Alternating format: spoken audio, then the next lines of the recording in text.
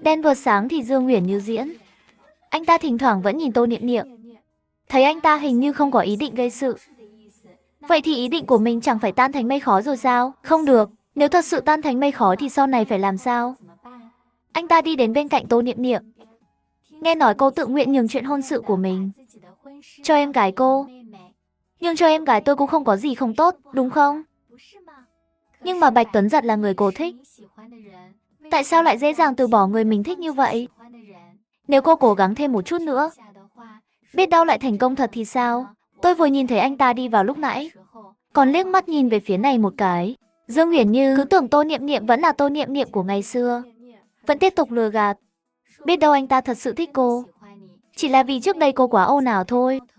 Nếu như cô có thể chấp nhận, rốt cuộc là tôi không muốn anh ta kết hôn, hay là cô không muốn? Dương Uyển Như bị ánh mắt của cô ta làm cho giật mình. Cô ta cảm thấy Tô Niệm Niệm dường như có thể nhìn thấu nội tâm của mình vậy. Dương Uyển Như lại giả bộ vẻ mặt đáng thương. Đừng có lúc nào cũng đến đây khiêu khích, vô ích thôi. Muốn gây chuyện thì tự cô đi mà gây. Tô Niệm Niệm trực tiếp sai người rời đi. Dương Uyển Như tức muốn chót. Tô Niệm Niệm lúc này đi ra ngoài vẫn còn quá sớm. Cô lại đi dạo một vòng trong nhà. Thời gian cũng sắp đến giờ ăn cơm rồi. Vừa đi được nửa đường thì Tần Tiêu Bắc đến. Tâm trạng của Tần Tiêu Bắc có chút nặng nề. Trưa hôm nay thị trưởng đã gọi anh ta đến, nói với anh ta một chuyện, muốn phải anh ta đi thực hiện một nhiệm vụ rất quan trọng. Nhiệm vụ quan trọng này kéo dài rất lâu. Bởi vì sau lần đầu tiên đi thực hiện nhiệm vụ, phải nhân cơ hội này mà chốt. Nhiệm vụ thứ hai chính là đi làm nội gián, đi vào đội ngũ của đối phương làm nội gián, cho đến khi nhiệm vụ này hoàn thành thuận lợi, bắt hết bọn chúng trong một mẻ lưới, mới có thể hoàn toàn kết thúc nhiệm vụ, anh ta mới có thể lộ diện. Tối khuya là phải đi rồi. Anh ta chuẩn bị cùng Tô Niệm Niệm đi ăn một bữa cơm, sau đó nói chuyện này với cô. Hôm nay bận lắm hả? Cũng may là không bận lắm. Sắp đến giờ ăn cơm rồi, chúng ta mau đi thôi. Chẳng mấy chốc hai người đã đến nơi. Nhìn thấy mọi người đã chuẩn bị ăn cơm, Tô Niệm Niệm kéo Tần Tiêu Bắc, tìm một cái bàn trống rồi trực tiếp ngồi xuống. Vừa lên món là bắt đầu ăn. Hôn lễ cử hành vô cùng thuận lợi. Bọn họ đi từng bàn mời rượu. Tô Niệm Niệm và Tần Tiêu Bắc vừa nói chuyện. Hai người đều ăn rất chăm chú. Lông mày của Tô Tiểu Tiểu nhíu lại. Tô Niệm Niệm thật kỳ lạ. Không lựa chọn cùng mình tổ chức hôn lễ vào cùng một ngày thì thôi đi. Hơn nữa, một chút cũng không để ý đến Bạch Cư Dị. Trước đây chẳng phải 3 ngày 2 bữa là chạy đến nhà người ta sao? Xem ra chị cậu không có ý định gây sự. Nhưng mà chị ấy dẫn Tần Tiêu Bắc đến, chính là bộ dạng muốn khoe khoang. Có lẽ là muốn kích thích anh Bạch một chút. Cậu đừng có mắc mưu cô ta. Sao có thế? Tôi đối với anh ta cũng không có bất kỳ ý nghĩ nào. Tôi sao có thể bị anh ta làm cho tức giận được? Cho dù anh ta thế nào thì tôi cũng sẽ không có phản ứng gì. Anh ta muốn thế nào thì cứ thế đó. Tôi không muốn nhìn thấy anh ta nữa. Anh ta như vậy chỉ cần không phạt tôi là được. Nói xong câu này, liền trực tiếp xoay người đi về phía bàn khác. Tô Tiểu Tiểu vội vàng đi theo sau anh ta. Nhìn bọn họ đi qua, trong lòng Dương Uyển Như vô cùng thất vọng. Sao Tô Niệm Niệm lại không tranh giành như vậy chứ? Mặc dù người đàn ông ngồi bên cạnh cô ta trông cũng không tệ, nhưng một người sao có thể đột nhiên lại từ bỏ một người khác? Sao cảm thấy Tô Niệm Niệm kỳ lạ quá vậy? Hôn lễ diễn ra suôn sẻ, Tô Tiểu Tiểu rất vui vẻ. Ông Bạch cũng nhìn thấy Tô Niệm Niệm, tìm một cơ hội nói với cô ấy vài câu. Mặc dù cháu không có duyên gả cho Quân Giật, nhưng sau này nếu cháu có chuyện gì, vẫn có thể đến tìm ông Bạch. Cháu chọn người có chức vị cao hơn cũng tốt. Sau này có thể cho cháu cuộc sống tốt hơn, chắc hẳn ông cháu sau này sẽ vui vẻ. Vậy ý của Tô Tiểu Tiểu là tôi đã chọn người có chức vị cao hơn, cho nên mới nguyện ý đổi chiêu này sao? Bước lên một bước, vươn tay ôm lấy anh ta. Ôm một cái đi. Chú ý an toàn, tiếp tập trước. Tôi đã dùng quá nhiều chân tình cho một người. Nếu như không đổi lại được chân tình, vậy tôi còn phải tiếp tục kiên trì làm gì? Em gái tôi thì lại rất thích. Vậy thì tôi nhường cho em gái vậy. Chúng ta đổi cho nhau cũng tốt mà. Không phải vì cái gọi là chức vị cao thấp. Ông Bạch phải giữ gìn sức khỏe. Tôi còn có việc nên xin phép đi trước. Hôn lễ đã kết thúc rồi. Bọn họ cũng ăn cơm gần xong rồi. Lông mày của ông lão hơi nhíu lại. Tô Tiểu Tiểu trước đây cũng nói như vậy. Nói Tô Niệm Niệm luôn ở nhà làm ầm ĩ, chính là vì muốn cái chức vị kia của anh ta đối tượng cao hơn một chút, cho nên mới đổi. Bây giờ Tô Niệm Niệm lại nói như vậy. Thật sự không hiểu nổi những người này nghĩ gì. Nhưng chuyện thật đã xong xuôi rồi. Chuyện này cũng coi như đã thành định cục. Trên đường về nhà của Tô Niệm Niệm và Tần Tiêu Bắc, hai người dự định đi dạo bên ngoài một chút. Bọn họ đi dọc theo con đường trong khu nhà ở quân đội đi ra ngoài. Đó là một con đường nhỏ rất yên tĩnh. Niệm Niệm, anh có chuyện muốn nói với em. Anh nói đi. Tô Niệm Niệm biết Tần Tiêu Bắc chắc là muốn nói với mình chuyện thực hiện nhiệm vụ rồi. Hôm nay anh nhận được một nhiệm vụ, tối nay phải đi rồi. Không biết khi nào mới về, cũng không chắc có kịp đám cưới không nữa. Không sao đâu, nếu anh không về kịp, chúng ta đổi ngày khác cũng được, em sẽ đợi anh về. Khi anh ra ngoài thực hiện nhiệm vụ phải cẩn thận, phải chú ý giữ gìn sức khỏe. Tần Tiêu Bắc nghe thấy vậy, trong lòng rất vui, nhưng lại không muốn làm lỡ cô. Được, Tần Tiêu Bắc đưa Tô Niệm Niệm về nhà. Đến trước cửa nhà cô, anh ta vươn tay nắm lấy tay cô. Ái chà, có một thứ muốn tặng cho em, là món quà anh đang muốn tặng cho em từ lâu rồi. Em cứ giữ lấy, dù có chuyện gì xảy ra thì nó vẫn là của em. Tặng cho em thì là của em. Trong chiếc hộp nhỏ này chắc là nhẫn rồi. Nhìn người đàn ông trước mặt, tim Tô Niệm Niệm đập mạnh một nhịp. Cô bước lên một bước, vươn tay ôm lấy anh ta. Ôm một cái đi, chú ý an toàn. Khi hai người ôm nhau, có thể nghe thấy nhịp tim của đối phương. Chỉ vài giây ngắn ngủi, hai người đã hoàn toàn kéo dài khoảng cách. Tô Niệm Niệm xoay người về nhà. Sau khi Tần Tiêu Bắc trở về, anh ta nói sơ qua chuyện mình phải ra ngoài làm nhiệm vụ một chút. Anh ta thường xuyên đi làm nhiệm vụ, cho nên cha mẹ cũng không để ý lắm. Anh ta vội vàng đi tập hợp với đội của mình. Lúc đi trong đầu vẫn nghĩ đến Tô Niệm Niệm. Tô Niệm Niệm về đến nhà, Tô Kiến Quốc và Vương Tú Liên thấy cô về muộn như vậy. Con đi đâu giờ này mới về? Tần Tiêu Bắc phải ra ngoài làm nhiệm vụ. Con với anh ấy ra ngoài đi dạo một chút. Cái này nhận lấy. Sao lại phải đi làm nhiệm vụ chứ? Cách ngày cưới của hai đứa cũng chỉ còn nửa tháng nữa thôi. Cũng chỉ còn 12 ngày nữa thôi. So với kết hôn, con nghĩ vẫn là làm nhiệm vụ quan trọng hơn. Anh ấy vốn là quân nhân mà. Niệm Niệm nói đúng. Làm nhiệm vụ quan trọng hơn. Nếu như không kịp đám cưới, đổi ngày không phải được sao? Vương Tú Liên không nói gì nữa. Tô Niệm Niệm xoay người vào nhà. Những lời này sau này tốt nhất đừng nói nữa. Đám cưới không quan trọng bằng nhiệm vụ. Nếu để người có tâm nghe được thì không hay. Vương Tú Liên bĩu môi. Tô Niệm Niệm về đến phòng, liền mở chiếc hộp nhỏ ra. Bên trong của nhiên là một chiếc nhẫn vàng óng ánh. Cô cất đồ vào không gian của mình. Còn bên Tô Tiểu Tiểu và Bạch Quân Giật, hai người bọn họ đậm phòng hóa trúc. Tô Tiểu Tiểu ngượng ngùng vòng tay ôm cổ Bạch Cư Dị. Hai người nhìn nhau đắm đuối. Bạch Cư Dị vòng tay ôm eo cô, từ từ đặt cô lên giường. Hai người tận hưởng niềm vui đêm tân hôn. Sau khi Dương Huyền Như về nhà du con ngủ, một mình ngồi trong sân ngắm trăng, ngắm cả đêm, bàn tay cô nắm chặt lại. Bạch Quân Giật là sự bảo đảm cho cô và con trai. Tuyệt đối không thể xảy ra bất kỳ vấn đề gì. Cho nên dù thế nào thì mình cũng sẽ tìm cách. Nhất định phải bảo vệ anh ta và con trai. Người mà nửa đời sau có thể dựa vào. Đứa trẻ đang ngủ trong phòng đột nhiên khóc lên. Dương Huyền Như vội vàng chạy vào dỗ con. Cô ôm Tiểu Thạch vào lòng. Mẹ ơi, sau này chúng ta có phải không ai chăm sóc nữa không? Chú Bạch cũng kết hôn rồi. Chú ấy có vợ rồi. Sau này cũng sẽ có con của mình đúng không? Tiểu Thạch đột nhiên nhìn Dương Huyền Như. Anh ta không biết nên nói gì cho phải. Trong lòng rất khó chịu. Đi rồi một Tô Niệm Niệm, lại đến một Tô Tiểu Tiểu. Cái Tô Tiểu Tiểu này, vừa nhìn đã biết không phải là người đơn giản. Còn khó đối phó hơn cả Tô Niệm Niệm lúc trước. Còn Tô Tiểu Tiểu đêm qua lại trải qua một đêm khá ngọt ngào. Sáng hôm sau tỉnh dậy vẫn còn quấn lấy Bạch Cư Dị. Bạch Cư Dị có 7 ngày nghỉ phép. 7 ngày này có thể ở nhà.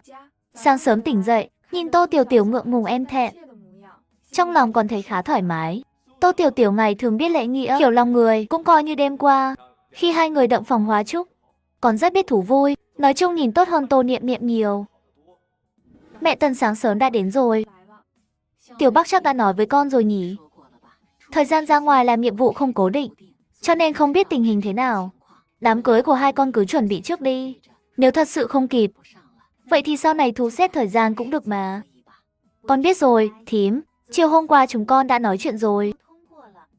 Thật ngại quá, vốn định là hai con sắp kết hôn rồi, nhưng con cũng biết nó là quân nhân mà.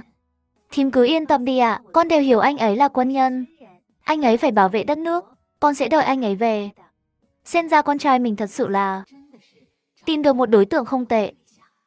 Nếu con có chuyện gì, con có thể bất cứ lúc nào đến tìm thím. Có gì cứ nói với thím. Tiền trong bao lì xì này con cầm lấy. Sau này mua chút đồ ăn ngon cho mình. Không cần đâu, thím, con ở ngoài giúp người ta bán đồ. Ít nhiều cũng kiếm được một chút. Thím không cần lo cho con đâu. Tiểu Tiểu dậy rồi. vừa đỡ cái eo hơi mỏi của mình. Khóe miệng lộ ra một nụ cười ngọt ngào. Quả nhiên vẫn là gả cho Bạch Cư Dị. Sau này có thể sống cuộc sống tốt đẹp, nếu không sai thì... Đêm qua, Tần Tiêu Bắc chắc đã đi làm nhiệm vụ rồi. Cô ta lấy hết những món quà mình mua mấy ngày trước ra, tất cả. Những món quà này đều là Vương Tú Liên mua cho cô ta. Nói với cô ta sau khi đến nhà này, nhất định phải lấy quà ra tặng cho bọn họ. Ngay từ đầu phải tạo mối quan hệ tốt với nhà bọn họ mới được. Nếu không tạo mối quan hệ tốt, vậy sau này sẽ không có ai giúp cô ta nói chuyện. Vừa hay cả nhà đều đã dậy. Tô Tiểu Tiểu mang quà tặng cho mỗi người. Của ông lão là một bộ trà cụ, là Vương Tú Liên nhờ người mua, giá cũng không hề rẻ. Niệm Niệm, Tiêu Bắc ra ngoài làm nhiệm vụ gặp nguy hiểm. Người đã chết rồi. Của Bạch San San là một chiếc váy màu hồng xinh xắn, cũng là từ phía Nam mang về. Đồ của bố mẹ Bạch thì khỏi phải nói rồi. Đều là những món đồ chất lượng rất tốt. Cả nhà nhận được đồ xong đều vô cùng phấn khích. Cảm ơn chị dâu ạ, chị dâu tốt với em quá. Thật sự cảm ơn em. Tiểu Tiểu, con thật có lòng. Tiểu Tiểu, hai con kết hôn rồi, phải sống thật tốt với nhau. Quân Giật, hy vọng con có thể đặt hết tâm tư vào con bé. Đàn ông trước thành ra sau lập nghiệp, mấy năm nay con đã lập được một số công trạng trong quân đội. Ta cũng cảm thấy rất vui mừng cho con, nhưng ta cũng muốn nói với con, trong khi lập công trạng ở quân đội, cũng phải chăm sóc tốt cho gia đình này, không thể giống như trước đây nữa. Ông con nói đúng. Sau này tốt nhất vẫn là ít qua nhà Dương Huyền Như thôi. Nếu cần chăm sóc vợ chồng đồng đội, mẹ thấy Tiểu Tiểu cũng có thể làm được. Không cần con phải vội vàng như vậy. Cảm ơn mẹ và ông, nhưng chúng con cũng sẽ sống tốt cuộc sống của mình. Nếu thật sự cần chăm sóc, chị Huyền Như sẽ không đi đâu. Bộ dạng hiền lành hiểu chuyện này, vừa đúng gu của Bạch Quân Giật. Trong lòng Bạch Quân Giật còn thấy khá vui. May mà cưới được Tô Tiểu Tiểu, người hiểu chuyện này. Nếu là Tô Niệm Niệm thì còn ra thể thống gì nữa, chắc chắn sẽ làm ầm ý lên. Đến khi Tô Tiểu Tiểu làm xong bữa sáng, chỉ còn Bạch San San ở đây.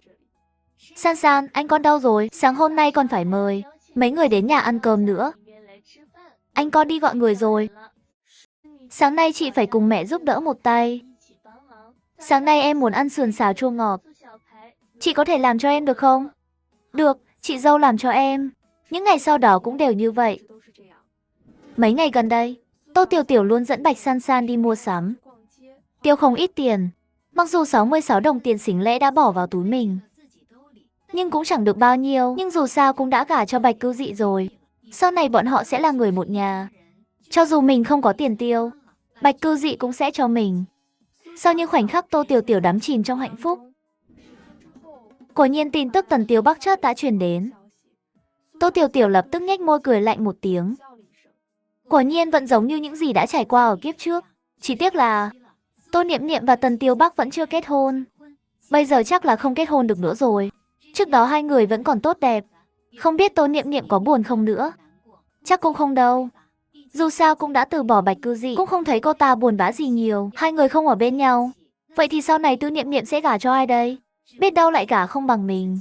Cho nên ban đầu không có nghĩa là cuối cùng. Ai có thể cười đến cuối cùng, còn phải đợi sau này xem. Tô Niệm Niệm vừa vào nhà đã nhìn thấy mẹ Tần. Bà ấy ngồi bên trong, hai tay lau nước mắt. Sao vậy thím, có phải đã xảy ra chuyện gì không? Thím đừng khóc nữa. Niệm Niệm, Tiêu Bắc ra ngoài làm nhiệm vụ gặp nguy hiểm. Người đã chết rồi. Diễn xuất của Tô Niệm Niệm vẫn khá tốt. Diễn viên kịch bản nhập vai, con không tin, thím nói cho con biết đây không phải là thật. Tất cả chuyện này đều là giả đúng không? Tiểu Bắc căn bản không thể xảy ra chuyện gì được. Anh ấy là một người lợi hại như vậy. Anh ấy chẳng phải là chiến thần mà mọi người trong quân đội đều gọi sao lại thế này? Con tuyệt đối không muốn tin. Bọn họ gặp phải vụ nổ lớn. Sau khi nghe xong, Tô Niệm Niệm khóc lớn. Không, con không muốn tìm lại. Con muốn cứ như vậy mà gả cho anh ấy. Sau này con sẽ là người của anh ấy. Con sẽ không hủy hôn. Tuyệt đối không hủy. Con có nghe thấy con nói gì không? Mặc dù chưa từng đóng phim, chưa từng làm diễn viên, nhưng kiếp trước cũng xem rất nhiều phim truyền hình rồi. Hơn nữa, mình hoàn toàn có thể nhớ lại tất cả những chuyện buồn bã ở kiếp trước. Tất cả. Quả nhiên, vừa nghĩ đến những chuyện buồn bã ở kiếp trước, Tô Niệm Niệm khóc đến mức không thể ngừng lại được. Khóc đến mức ngất đi. Khi tỉnh lại đã là ngày hôm sau. Niệm Niệm, con đừng buồn quá. Đợi mẹ xử lý xong chuyện này, chúng ta sẽ nói lại chuyện hôn sự của con và Tiêu Bắc sau. Tô Tiểu Tiểu, Chiều hôm qua khi biết tin này, đã rất đắc ý rồi, sáng sớm hôm nay đã đi dò hỏi một chút. Ai ngờ Vương Tú Liên nói với cô ta, Tô Niệm Niệm đêm qua khóc đến mức ngất đi. Tô Tiểu Tiểu còn khá kinh ngạc. Chẳng lẽ chỉ mới quen nhau một thời gian ngắn như vậy, đã yêu sâu đậm đến vậy sao? Xem ra tình yêu của Tô Niệm Niệm thật sự có thể dành cho bất kỳ ai. Biết đâu tình yêu trước đây dành cho Bạch Cư Dị cũng là giả. Chuyện này nhất định phải nói cho Bạch Cư Dị biết. Tô Niệm Niệm trước đây chưa từng yêu anh ta, chỉ là đùa giỡn anh ta thôi. Mặc dù hai người đã kết hôn, nhưng cũng phải cho Bạch Quân Giật biết bộ mặt thật của Tô Niệm Niệm. Sau này vĩnh viễn không được để ý đến cô ta nữa. Tô Tiểu Tiểu về nhà, liền nhìn thấy Tô Niệm Niệm ngồi trên giường mình, vẻ mặt ngơ ngác. Cô ta cố ý đi qua nhìn thử, thậm chí còn nói mấy lời khiêu khích. Nhưng Tô Niệm Niệm ngay cả nhìn cũng không thèm nhìn cô ta một cái. Cô ấy làm sao vậy? Thật sự là tối qua khóc xong liền thành ra như vậy sao? May mà lúc đầu con nói đúng. Con nói Tần Tiêu Bắc sống không được bao lâu nữa, cho nên phải đổi hôn sự. Mẹ con tưởng con bé ngốc này đang lừa mẹ đấy, không ngờ lại là thật. Thưởng thức, ta nói với con rồi mà, đây là điều mẹ có thể cảm nhận được. Trước đây mẹ đã mơ thấy. Bản thân con cũng không tin, nhưng con không dám đánh cược. Anh ấy như vậy rồi, bố cũng không quản. Để con nói cho mẹ nghe, bây giờ hủy hôn vẫn còn kịp. Vẫn có thể để cô ta gả cho người khác, nếu muộn hơn thì không hay đâu. Tô Tiểu Tiểu và Vương Tú Liên ở bên ngoài xì xào bàn tán. Tô Niệm Niệm thật ra nghe thấy hết, chỉ là giả bộ ngơ ngác thôi. Buổi chiều Tô Kiến Quốc về nhà, thấy Tô Niệm Niệm vẫn bộ dạng này, vội vàng lên. Niệm Niệm, con đừng buồn quá. Con và anh ta chắc chắn là không có duyên. Sau này bố sẽ tìm cho con một người chồng khác. Bố nhất định sẽ chọn cho con thật kỹ. Bố nhất định sẽ chọn cho con một người tốt hơn. Không, con không muốn tìm lại. Con muốn cứ như vậy mà gả cho anh ấy. Sau này con sẽ là người của anh ấy. Con sẽ không hủy hôn. Tuyệt đối không hủy. Con có nghe thấy con nói gì không? Bố nói con tuyệt đối không được gả cho anh ta. Anh ta đã là một người chốt rồi, con còn gả cho anh ta làm gì? Con có phải bị điên rồi không? Tô Niệm Niệm vẫn luôn lặp đi lặp lại chuyện muốn gả cho Tần Tiêu Bắc. Tô Kiến Quốc nghe đến đau đầu. Còn Vương Tú Liên và Tô Tiểu Tiểu ở bên ngoài lại cảm thấy vô cùng phấn khích. Nếu Tô Niệm Niệm thật sự cố chấp gả cho Tần Tiêu Bắc, vậy thì tốt rồi, cho dù người ngoài nói chuyện hay đến đâu, Tô Niệm Niệm sau này cũng không nhận được sự yêu thương của người đàn ông nào, cuộc sống cũng chẳng tốt đẹp gì. Đàn ông là để hy sinh phụ nữ, cố tình còn muốn gả cho anh ta, chỉ vì người phụ nữ là trùng sinh trở về, cho đến khi anh ta vì nhiệm vụ mà chớt đi thôi. Tô Kiến Quốc thì lại rất buồn bã, bảo Tô Niệm Niệm đi ăn cơm mà cô cũng không chịu. Cô cứ diễn kịch như vậy mấy ngày liền, ban ngày thì ở nhà giả ngốc giả điên, buổi tối thì trở về không gian, tắm rửa thoải mái, ăn chút đồ rồi đi ngủ. Đã mấy ngày rồi, nhìn Tô Niệm Niệm vẫn bộ dạng này, Tô Kiến Quốc thật sự không chịu nổi nữa. Tô Niệm Niệm, con làm ơn tỉnh táo lại đi. Sau này bố sẽ tìm cho con một người chồng khác, sẽ cho con sống cuộc sống tốt đẹp trở lại. Con đừng có bộ dạng như thế này nữa. Con đã nói rồi, con sẽ gả cho Tần Tiêu Bắc. Con chỉ gả cho một mình anh ấy thôi. Đừng có nói gì chuyện tìm lại cho con nữa. Sau khi nói xong, cô ta từ trên giường bước xuống, xoay người chạy ra ngoài. Cô ta chạy khá nhanh. Tô Kiến Quốc đuổi theo một lúc không kịp. Con bé này định đi đâu vậy? Sau khi Tô Niệm Niệm rời khỏi đây, đi thẳng đến nhà Tần Tiêu Bắc, ở một căn nhà bên ngoài. Con đã nói với bố con rồi, dù Tần Tiêu Bắc thế nào con cũng muốn gả cho anh ấy. Từ hôm nay trở đi con chính là vợ của anh ấy cũng được. Con có thể chăm sóc hai bác. Mặc dù chúng con quen nhau không lâu, nhưng anh ấy đối với con rất tốt. Con đã sớm hạ quyết tâm gả cho anh ấy. Hơn nữa con cũng đã nói rồi, dù anh ấy thế nào con cũng sẽ đợi anh ấy về. Con đừng ngốc nữa, Niệm Niệm. Bác biết con và Tiêu Bắc thật sự tình sâu nghĩa nặng. Nhưng chuyện này không hay, cho dù Tiểu Bắc có ở đây, chắc chắn anh ấy cũng không muốn con làm như vậy. Thím ơi, hôm nay con đến đây chính là vì con có suy nghĩ như vậy. Con không có đùa.